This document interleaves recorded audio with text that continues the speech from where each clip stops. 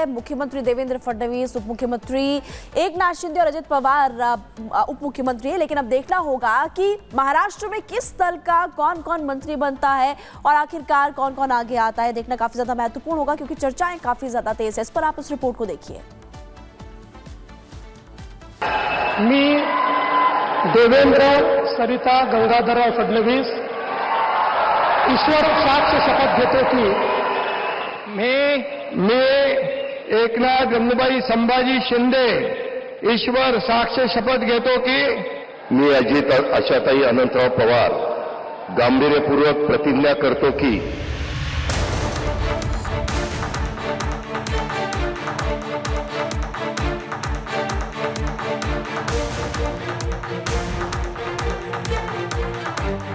महाराष्ट्र में गुरुवार को महायुति सरकार के गठन के बाद CM Devendra Fadnavis, deputy CM Eknath Shinde, Ajit Pawar action mode में हैं, जहां पदभार संभालते ही महायुति सरकार की त्रिमूर्ति बड़े फैसले लेने लगे हैं।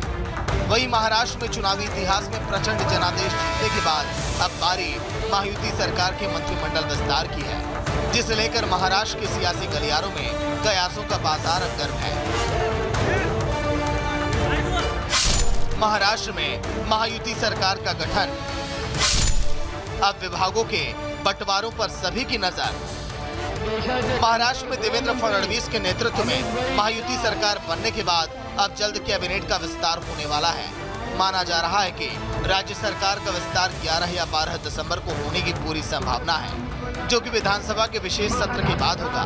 इस बीच नई सरकार में मंत्रियों के कोटे पर सूत्रों से जानकारी है कि इसमें बीजेपी से करीब 21 से 22 मंत्री बनाए जा सकते हैं, तो शिवसेना से करीब 11 से 12 मंत्री बनाए जा सकते हैं।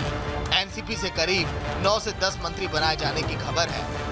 आपको बता दें कि महाराष्ट्र कैबिनेट में सीएम सहित अधिकतम 43 मंत्री बनाए जा सकते हैं। बताया जा रहा है कि कुल मंत्रियों की संख्या 1 से 2 दिन में फाइनल हो सकती है। तो अहम विभागों को लेकर चर्चाओं पर विराम लगता दिख रहा है। सूत्रों की माने तो गृह विभाग बीजेपी अपने पास ही रखेगी। इसके अलावा वित्त विभाग भी बीजेपी अपने पास ही रखेगी। शिवसेना को शहरी विकास और राजस्व विभाग मिल सकता है। वहीं शपथ ग्रहण के बाद राज्य की कमान संभालते ही रिपब्लिक से खास बातचीत में सीएम देवेंद्र फडणवीस ने गृह विभाग की जिम्मेदारी सहित अन्य विभागों के बंटवारे पर कहा कि इसे जल्द ही पूरा किया जाएगा। खींचातानी नहीं है, मैं आपको बोल देता हूँ, हम लोग इसका निर्णय जल्दी सब कर लेंगे। ऐसा है कि 2004 में भी महाराष्ट्र में 13 दिन बाद सरकार बनी थी, पूरा बहुमत था। 2009 में भी पूरा बहुमत था, 9 दिन के बाद बनी थी। 3 पार्टियां होती है तो कई चीज़ों पर फैसले करके बाद में सरकार तैयार होती है।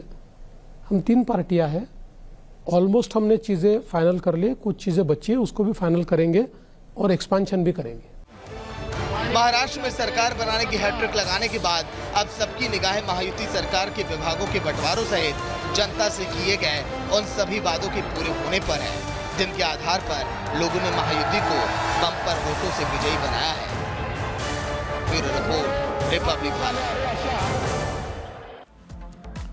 तो देखिए, शपथ ग्रहण के बाद अब जो पूरी नजरें हैं, पूरा फोकस है वो इस पर कि किसको क्या मिलने वाला है। तो बीजेपी, शिवसेना और एनसीपी की हम यहां पर बात करेंगे, यानी कि महायुति की 18 से 20 मंत्री बीजेपी के कोटे से हो सकते हैं, कैबिनेट का हिस्सा बन सकते हैं। शिवसेना की बात करें तो 12 से 13 मंत्री शिवसेना के कोटे से कैबिनेट का हिस्सा बन सकते हैं। और एनसीपी की बात करें तो एनसीपी के 8 से 10 मंत्री ऐसे हो सकते हैं जो एनसीपी के कोटे से हो, कैबिनेट का हिस्सा बने। ये सूत्रों के हवाले से बड़ी खबर निकलकर सामने आ रही है, क्योंकि अब कैबिनेट का गठन होना है। कौन कौन होगा वो जिसे कैबिनेट में जगह मिल सकती है, कौन से वो चेहरे होंगे, कितने मंत्री होंगे, इसी पर अब पूरा जो मंथन है वो हो रहा है। और मंथन को देखते हुए जो सूत्रों से जानकारी मिल पा रही है, वो सीट्स हमने आपको बताई, वो मंत्री के संख्या हमने आपको बताई कि 18 से 20 मंत्री बीजेपी के कोटे से, 12 से 13 मंत्री शिवसेना के कोटे से, 8 से 10 मंत्री एनसीपी के कोटे से, और ये मिलकर बन सकती है महाराष्ट्र की कैबिनेट, महाराष्ट्र सरकार की कैबिनेट। अब रुक करते हैं महिमा का।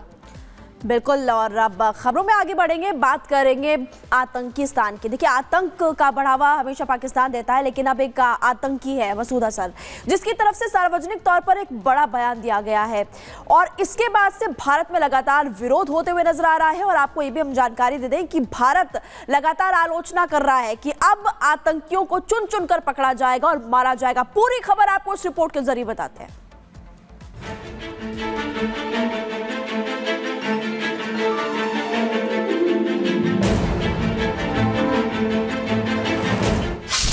भारत के खिलाफ अजहर का जहर।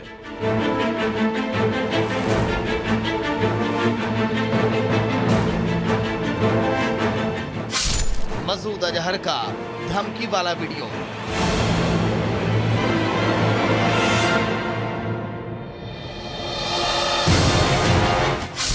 पाकिस्तान के दोगलेपन का पर्दाफाश।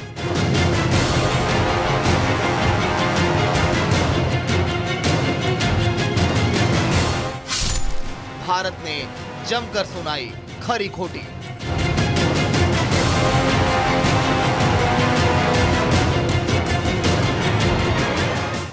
दो 2001 में संसद हमले के मास्टरमाइंड आतंकी मसूद अजहर पाकिस्तान में खुलेआम घूम रहा है, भारत के खिलाफ जहर उगल रहा है।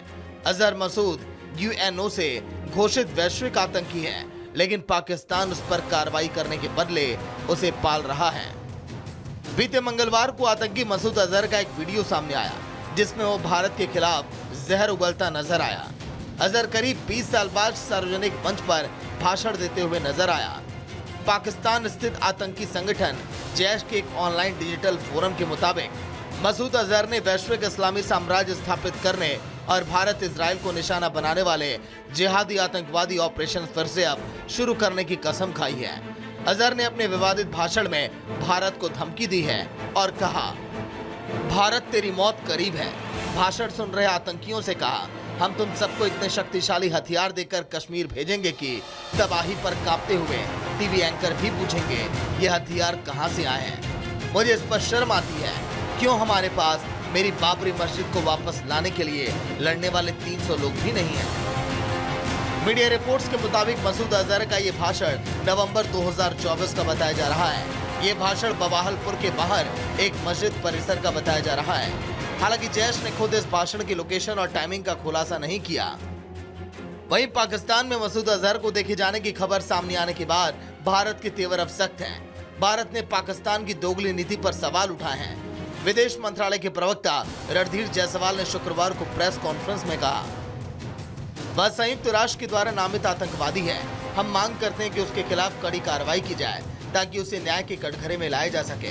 पाकिस्तान इस बात से इनकार करता रहा है कि वह वहां नहीं है, लेकिन अगर ये रिपोर्ट सही है तो यह पाकिस्तान के दोहरे चरित्र को उजागर करता है। मसूद अजहर भारत में सीमा पार आतंकी हमलों में शामिल रहा है।